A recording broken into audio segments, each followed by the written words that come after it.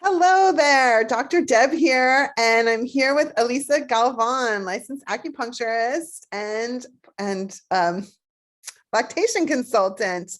We want to talk today a little bit about postpartum and planning a little bit ahead for postpartum. Welcome, Elisa. Hey Deb, how's it going? I'm excited to be here. One of my favorite topics to talk about with you Of and with our course. patients, right? Planning, the importance for planning postpartum is so neglected, I think, in general, in terms comparing that to planning for the birth and planning for baby, right?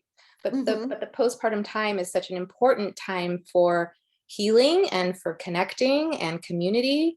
Um, so yeah, let's get into it. Dive in. So, what would be like one of your top tips then for a pregnant mom as she's planning for her birth and her postpartum? Like maybe give me your top two tips.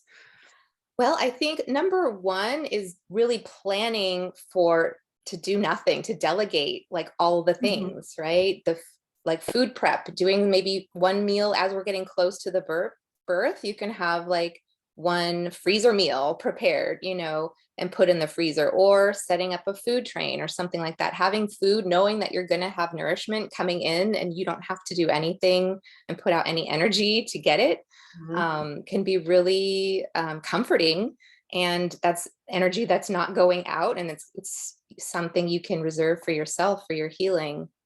And then just planning to just receive. I think as mothers, we have a hard time of letting go, and we do a lot for others, but we don't make space for that receiving. And so lining up help, whether it be a postpartum doula or whether it be your family members or what have you, delegating chores and jobs. If someone wants to come and see the baby or see how you're doing, make sure that there's some space there, for getting to know your own baby and really feeling into this new dynamic. So maybe not right away, but if people insisting on coming, like have them come and clean something or have them come That's and so bring a good. meal, That's so right? good.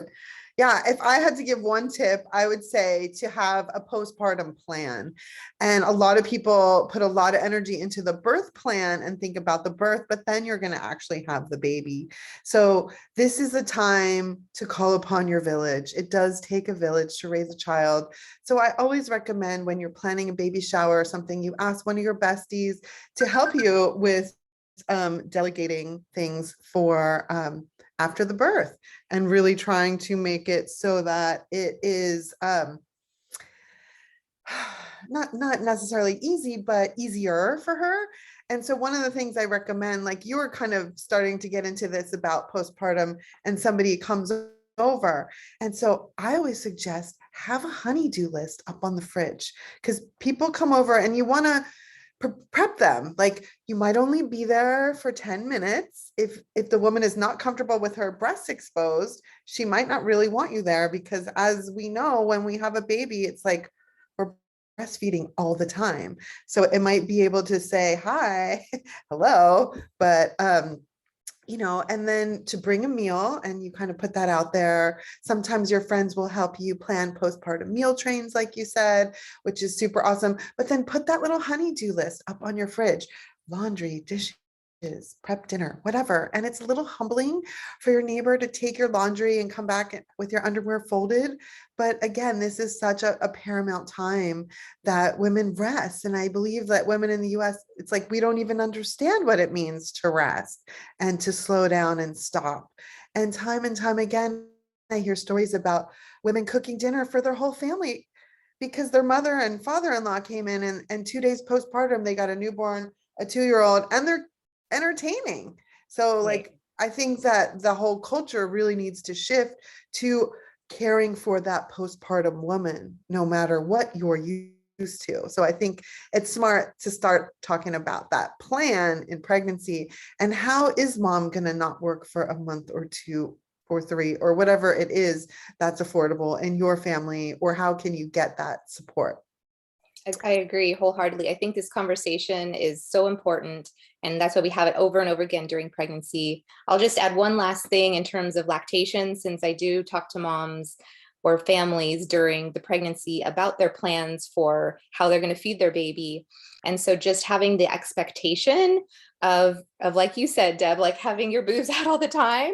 Yeah, just having this be normal, that baby is learning, mom's learning, or the parent is learning, the chest or breastfeeding parent is learning. So this is a process that we kind of have to make space for. So if you're having lots of visitors, it's more challenging because we're trying to follow the baby's cues and feed when baby wants to eat, not necessarily have a schedule right off the bat, right? We're wanting to lean into that and make space for chest and breastfeeding and learning and knowing that this is a normal challenge, but it can be so much easier if we're not inundated with all of these visitors. So true. So true.